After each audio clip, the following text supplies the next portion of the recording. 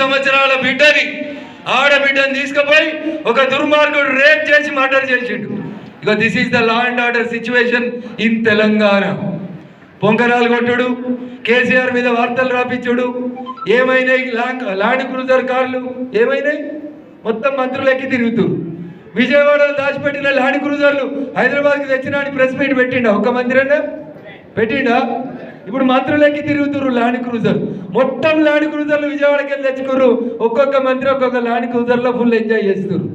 ఏరి పోలీసులు, ఏవి మీ షీటీంలు, ఏవి మీ సీసీటీవీలు? ఎట్లా పోతుంది? 6 సంవత్సరాలు ఒక ఆడబిడ్డను ఎత్తుకపోయి అమానుషంగా హత్య చేస్తే ఏం చేస్తుంది నీ ప్రభుత్వం? హైదరాబాద్లో కూర్చొని నచ్చిన పేపర్లలో, నచ్చిన టీవీలలో ఏదో జరిగిపోతుంది. ఏం జరుగుతుంది? ఏం చేతనవుతుంది నీకు? 30వ తారీఖు జూన్ లోపల ఎలక్షన్ కోడ్ లేదు కదా, తీసుకుపోయి లోపల తప్పు చేసినోండి. కాళేశ్వరంలో తప్పు చేసినోడు కనబడతలేడా రేవంత్ రెడ్డికి? కనబడతలేడా రేవంత్ రెడ్డి? భూతత్వాలు పంపమంటే కొన్నిచ్చి పంపిస్తాం. ఎందుకు దొరకబడతలేవు? కాళేశ్వరంలో తప్పు చేసిన కాంట్రాక్టర్ మీద చర్య ఏది అని అడుగుతున్నాం. కాళేశ్వరంలో కాంట్రాక్ట్లు ఇచ్చిన నీళ్ళ మంత్రి బయట ఎందుకున్నాడు రేవంత్ రెడ్డి అని అడుగుతున్నాం. ఎందుకు తీసుకోవాలి చర్య? కాంప్రమైజ్ అవుతున్నావా? భయపడుతున్నావా? చాతన అయితలేదా? ఏమో చెప్తుంది కదా, టెలిఫోను ట్యాపింగ్ అయింది.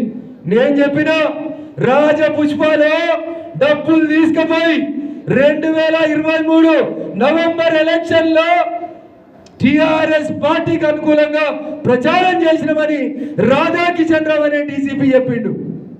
ఎందుకు వెంకటరామరెడ్డిని అరెస్ట్ చేస్తలేవు? రాజపుష్ప కంపెనీ అని చెప్పారు, విల్లా నెంబర్ చెప్పిండు. నేను మీకు అర్థమవుతుందో లేదో అని తెలంగాణ డీజీపీ గారికి రాధాకిషన్ రావు స్టేట్మెంట్ని అండర్లైన్ చేసి తీసుకుపోయి ఇచ్చిన. సరిగా ఈ స్టేట్మెంట్ కింద వెంకటరామరెడ్డిని అరెస్ట్ చేయమని చేయలే. ఇవాళ ఎందుకు చేస్తలేం? ఎలక్షన్ కోడ్ లేదు కదా, ఎందుకు చేస్తలేం? 100 కోట్లకు ఎకరం కొన్నాడు కదా వెంకటరామరెడ్డి. చెప్పినావు కదా రేవంత్ రెడ్డి, దాంట్లో కేసీఆర్కు వాటు ఉందని. మరి వీళ్ళు ఎందుకు ఆ భూములను తిరిగి తీసుకుంటలేవు? మీకు కూడా ఏమైనా వాటా ఇచ్చిరా? పొంగులేటి శ్రీనివాసరెడ్డి గారు ఏమైనా సెటిల్మెంట్లు చేసిరా? ఆ భూములను వెనకాల తీసుకుంటామన్నావు కదా, చాలా మాట్లాడినావు కదా. ఏది కేటీఆర్ ఫామ్ హౌస్ ఏది? ఎందుకు వస్తలేదు? పోయినావు కదా, డ్రోన్ కెమెరాలు ఎగిరేసినావు కదా రేవంత్ రెడ్డి. ఎందుకు వీళ్ళు వెనకాల తీసుకుంటలేవు? జొన్నవాడ ఫామ్ హౌస్ ఎవడు లేడు అడిగేటోడిని సిద్దిపేటకి వెళ్ళి పంపించారు. బరాబర్ అడుగుతాం. కేసీఆర్ని అడిగినాం, హరీష్ రావుని అడిగినాం.